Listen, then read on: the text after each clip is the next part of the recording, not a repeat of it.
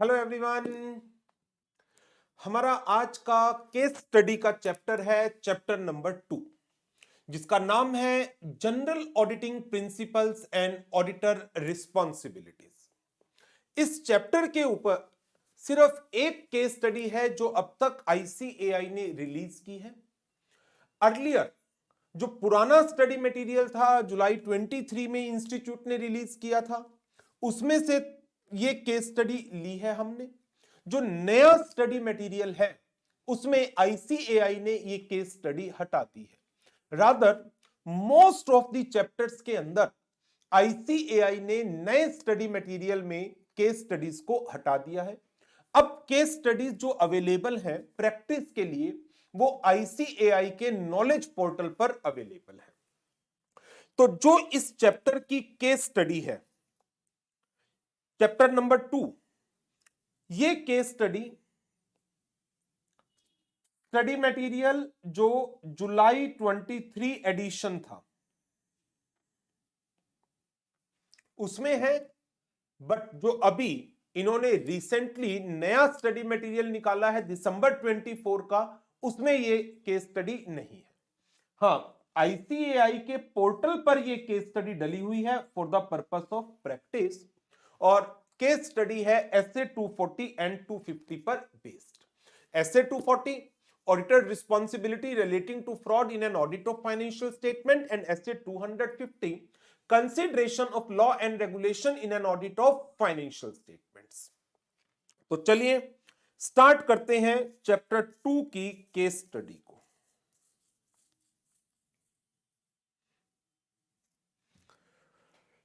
CA Bishwajit is conducting audit of Havemore Limited. He is auditor of the company since last 3 years and found nothing unusual in the operation and the financial statements of the company. Company has many locations where substantial inventories are stored and lying. During his 4th year stint, he found that inventory quantity has risen disproportionately as compared to past few years trends. He assessed existence of ROMM due to fraud. उसे fraud का suspicion है। Inventory quantity disproportionately increase हुई है। Inventory substantial quantity में many location पर store होती है। Last 3 year में कुछ भी अनयूजुअल उसने आइडेंटिफाई नहीं किया, but in the current year 4th year he find that inventory disproportionately rise. Company का रेवेन्यू है 750 करोड़ का during the year. He deeply verified all aspects pertaining to the revenue recognition and conclude no risk of material misstatement due to fraud related to revenue recognition. Revenue recognition में उसे कोई challenge नजर नहीं आ रहा। उसका conclusion है no risk of material misstatement relating to revenue recognition, और revenue की figure 750 crore. During the course of audit it has come to his knowledge that company is also required to install online air pollution control monitoring system in its plant as mandated in state pollution control legislation and the regulation. Non-installation of such online air pollution control monitoring system may lead to fines and even sealing of the plant. So, यहां पर आपको यदि ध्यान आए, as per SA 250 various law and regulation are being classified into 2 categories. Those laws that may directly affect the determination of amount and disclosures in the financial statement, for example taxation laws. Indirect, those laws that directly do not affect the determination of amount and disclosures of the financial statement, but they are fundamental to the operating aspects of the business. तो pollution control monitoring system directly financial statements के amount को determine नहीं कर रहा, लेकिन यदि pollution control mechanism आपने जो रिक्वायर्ड है by the law and legislation उसे इंप्लीमेंट नहीं कराया, देन इनडायरेक्टली जो फाइन एंड पेनल्टीज लगेंगी उसके कारण फाइनेंशियल स्टेटमेंट अफेक्ट हो रही हैं। While verifying the payroll data of the company, it has came to the notice that provisions of law preventing employment of child labor are not being adhered to, and company is employing child labor in flagrant violation of rules. Labor laws की non-compliances. Company also exports part of its turnover and matter has gone unnoticed in compliance audit carried out by agencies of overseas buyer. ये company exports में भी engaged है और जो overseas buyer हैं उन्होंने compliance audit की और उनकी ऑडिट से ये मैटर अननोटिस निकल गया, वो आइडेंटिफाई नहीं कर पाए। बट आपकी नॉलेज में तो है कि company is violating the rules relating to the employment of child labour. अब देखिए इसके ऊपर क्या क्या एमसीक्यूज फ्रेम किए गए हैं। एक चीज और ध्यान रखिए, जरूरी नहीं है कि एग्जाम में ये केस स्टडीज की फॉर्म में ही आए, ये हो सकता है इनमें से कोई इंडिविजुअल एमसीक्यूज बन सकता है और हो सकता है इसी में से किसी टॉपिक को उठाकर एक डिस्क्रिप्टिव क्वेश्चन बना दे और उसके अंदर आपसे कुछ स्पेसिफिक रिक्वायरमेंट्स पूछ ले। The purpose of this case study is not only the preparation of case studies, rather preparation of general MCQs and a revision of few concept जो आपके descriptive questions में आपको help करेंगे। चलिए question number 1, considering the description of disproportionate rise in the inventory quantities, which of the following is not likely to be an appropriate response to outlined risk of material misstatement due to fraud? आपने during the year find किया that inventory quantity has rise disproportionately और आपकी assessment है that risk of material misstatement due to fraud may exist। तो इस relation में आपसे पूछा गया आपका जो रिस्पॉन्स होगा इनमें से कौन सी चीजें आपके रिस्पॉन्स का पार्ट नहीं बनेगी, मीन जो फालतू की बकवास चीज लगे ढूंढ लो। Observing the inventory count at all location at same date by employing necessary resources, बड़ा अच्छा तरीका है। एक ही दिन पर सारी लोकेशन पे आप इन्वेंट्री काउंट ऑब्जर्व करिए बाय एम्प्लॉइंग नेसेसरी रिसोर्सेज। यदि प्रैक्टिकली पॉसिबल है तो बहुत ही अच्छी चीज है, करना चाहिए। Observing inventory count at certain location after prior intimation, लो ये क्या बेवकूफी है, क्लाइंट को बताकर आओगे और सिर्फ कुछ ही लोकेशन पर जाओगे, हाँ बाकी जगह तुम मैनिपुलेट कर लो, ये गलत है। More regress examination of packed item observing during the observation of inventory count process, ठीक है, पैक्ड आइटम की रिग्रेस एग्जामिनेशन करनी चाहिए। Observing inventory count at end of the reporting period to minimise manipulation risk, ये तीनों तो ठीक लग रहे हैं। गलत सिर्फ क्या है, क्लाइंट को बताकर सिर्फ कुछ लोकेशन पर इन्वेंट्री काउंट को ऑब्जर्व करना, ये गलत है। जब आपको फ्रॉड का सस्पिशियन है तो इन दैट सिचुएशन इंटीमेशन के साथ काम करना ठीक नहीं रहेगा। आगे बढ़ते हैं। It has been concluded by the auditor that there is a no risk of material misstatement due to fraud with respect to the revenue recognition। 750 crore का रेवेन्यू था, ऑडिटर ने कहा कोई रिस्क नहीं है क्योंकि उसने डीपली वेरीफाइड किया है all aspect pertaining to revenue recognition। Most appropriate बताइए इस केस में। Auditor need to document the reasons for arriving at the conclusion that there is no risk of material misstatement due to fraud related to revenue recognition. बिल्कुल document करना जरूरी है। identify and assess risk of material misstatement due to fraud need to be documented. Yes, since no risk due to fraud pertaining to revenue recognition was identified, separate documentation is not needed. It still needed. आप अपनी working के through किसी positive result पर पहुंचे, negative result पर पहुंचे, both need to be documented.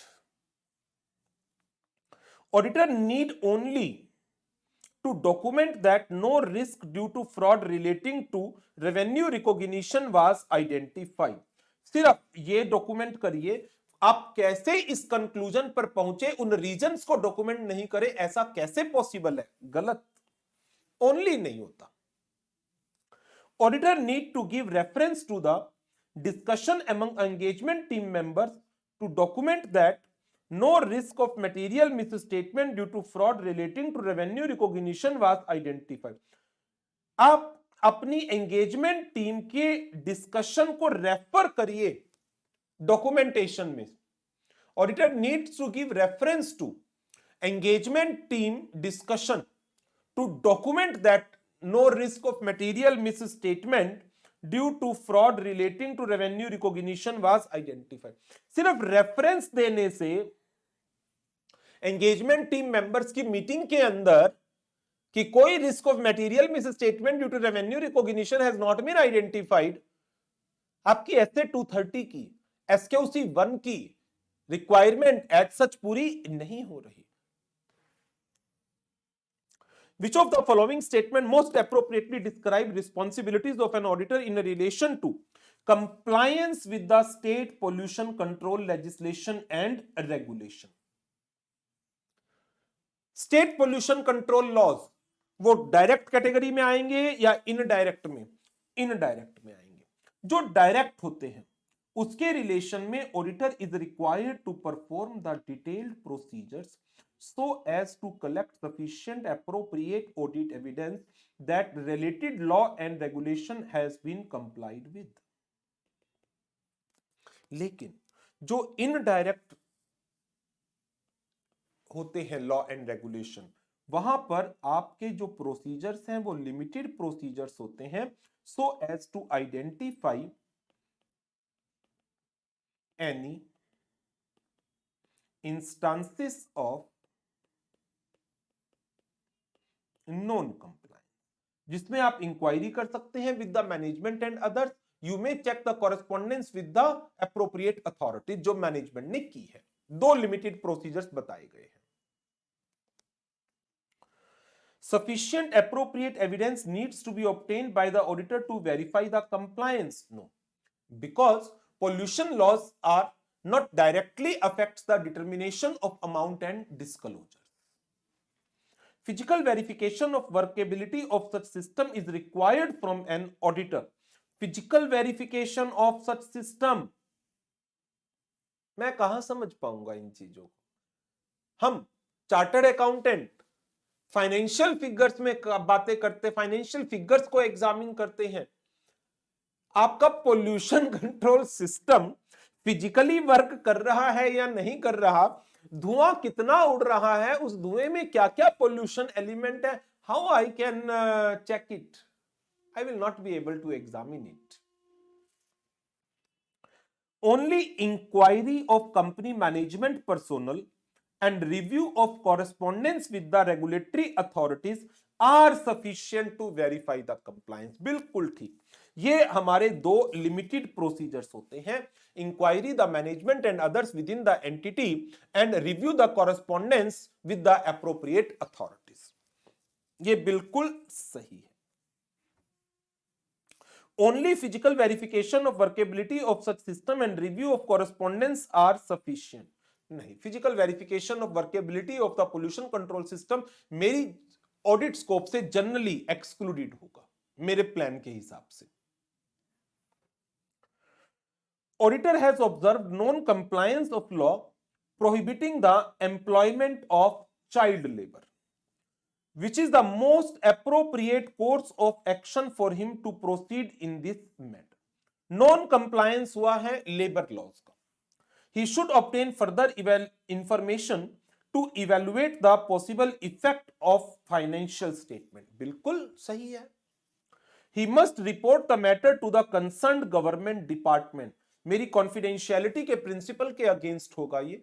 हाँ, यदि लेबर लॉ में ऐसी कोई भी रिक्वायरमेंट है that auditor should inform to the government authorities तो मैं रिपोर्ट करूंगा, but in general labour law में ऐसी कोई रिक्वायरमेंट है नहीं. He should obtain further information to evaluate the possible effect on the financial statement. ये तो A point ही आ गया. Besides, he should also evaluate implication of non-compliance for audit risk assessment. Yes. जो non compliance हुआ है उससे मेरी risk assessment को किस तरीके से इफेक्ट आएगा वो चीज भी मुझे असेस करनी चाहिए. He should express a modified opinion in the audit report. Financial impact निकाले बिना मैं कैसे रिपोर्ट को मॉडिफाई कर दूं इस नॉन फाइनेंशियल मैटर के ऊपर. It is a non financial matter, employment of child labour.